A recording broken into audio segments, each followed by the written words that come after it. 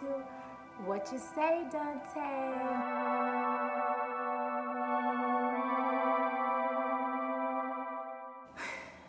Has anybody been feeling like throughout your life you just don't know what your purpose is, you don't know what your destiny is, you don't know what your mission is, you don't know what the goal is, like you just have no vision. And if you have vision, it's very cloudy, it's very hazy, and which causes you just to be indecisive in an I don't know space, which make you sway wherever the wind goes. There's no stability for you because you don't really know what you're supposed to be doing. And you're tired of doing or being what other people tell you to be, or doing what or doing things that other people are telling you to do. And that's been my life. That has been my life for a while now. And it started off in college. I knew I wanted to be a dancer. I didn't even want to go to college. I wanted to just go to New York and just tough it out in New York. Just tough it out and see what happens and just dance and just live my dream and just whatever happens, happens. That was my plan. But my mom, she was more nervous for me to do that, and she wanted me to pick a more stable path. So I decided to go on and just go to college for dance. So that's what I did, and went to Southern Miss, University of Southern Mississippi, toot toot, and I became a dancer there. I did it up until my junior year, and it got time for us to start choreographing our own dances, and I felt like I was a great choreographer. I felt like I was starting to have my own style, and I felt like my dance teachers in that program at the time did not want me to have my own style so early. And I used to feel like, and honestly, I should have humbled myself, but I felt like, how can someone critique me on my choreography? How can you critique me on what my thoughts are? That used to be my thing.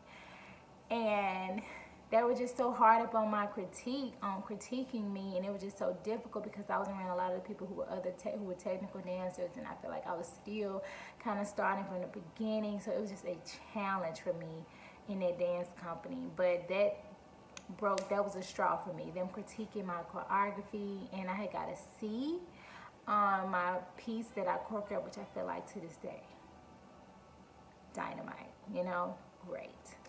I was upset, and I don't know, I think the pushback that I was getting made me want to move on to other things, amongst me feeling like maybe from hearing from people on the outside telling me how dance, you really can't make any money from it, you're going to be struggling to be a dancer unless you be a choreographer for a famous celebrity or entertainer or things like that. It was just basically saying it was going to be hard for me to become a dancer, and on top of me not getting the recognition that I felt like I deserved. Okay, so my mind was already being swayed. The enemy was already just attacking me with thoughts to get me off my path with Christ. Basically, got discouraged.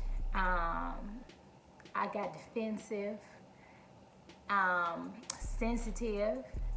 And I decided that I did not want to be a dancer anymore. I was going to go into media. Yeah, so I went and changed my major. And it was very dumb because it was right when my technique was getting so much better. I just, instead of accepting that pushback and letting it make me better and even greater and fighting against the adversity that I was going through, I ran. And I believed the lies of other people instead of sticking into what God called me to do, because I should have stood strong on the fact that this is a God-given gift that no one can take from me. But my faith in God wasn't strong then. It was, even though I grew up in the church, I still didn't know God for myself. I was learning from what other people was telling me, but I didn't know who he was for Dante. I didn't have an intimate relationship with Jesus. So I was able to be swayed. So I changed my major to media broadcast journalism. I ended up hating it. I hated that I changed my major. I was supposed to keep dancing as I was supposed to. Dance was my minor. Broadcast journalism became my major, and dance was my minor. And I was still taking a few dance classes, but I just dropped the ball because I felt disconnected. And I just felt like I was losing dance. And I was, because I was doing something totally different from what God called me to do. I've complicated my life. All I had to do was just dance. Just dance. That's it. It don't matter what other people think. It doesn't matter what other people say. I just had to trust that this is the calling that God's given me to do, and all I need to do is be obedient and follow in that. That's it. And that's what I'm going to do from here on out. My life doesn't have to be complicated. And honestly, the good thing about what's going on in our world today is how it's simplifying our life. And it should make us all get back to the basics of life.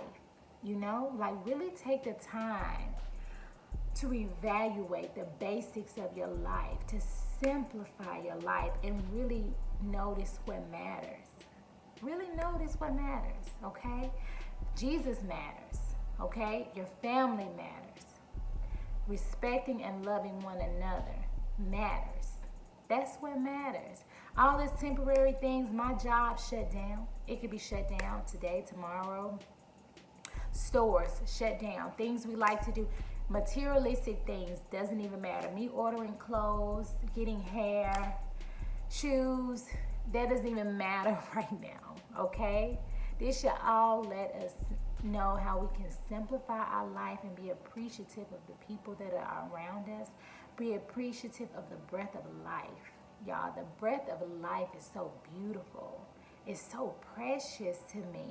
Another gem that I can give you guys, evaluate your childhood and think about how you saw life as a child. Like when I think about my childhood, man, I was so fearless. I was courageous. I felt like I could do anything. I used to make up my own stories because I couldn't read. So I would tell my own stories to my grandma and my great aunt, and they loved it. They knew I was making up my own story. But they loved it. It's just the fact that I was just creative. I was creative, fearless, courageous, ambitious. I just saw life as just a happy thing. And as I got older and different situations and traumas that I've been through in life, it robbed me of that joy. It robbed me of that pureness. It's a pureness that we are born in, that we are born into as children. A pureness is something that God can use. God wants us to have a heart like a child. That way we're more open to receive Him. But when we go through life take the traumas and the pain of life, rips you of that joy, that pureness that God has blessed you with, and you forget.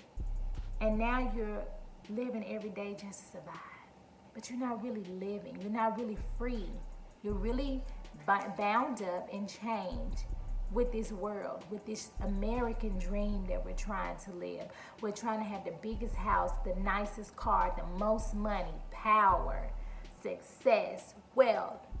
Want to be known for this, trying to be cool. All of that, it rips you of your innocence instead of you just being. You know what I'm saying? Just being. That's the beauty of not thinking about what are you going to do 5 years from now. What are you thinking about the stress of tomorrow? You don't even know if you're going to be here tomorrow. How about you just be today? Just be here. Just be present. Be grateful for today. That's how, you know what? And doing that, you can give 100% of yourself for today.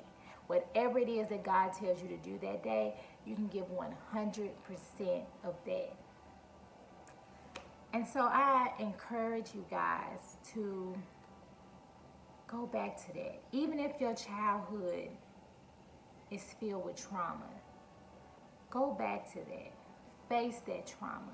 If you want a new beginning, you want a new chapter,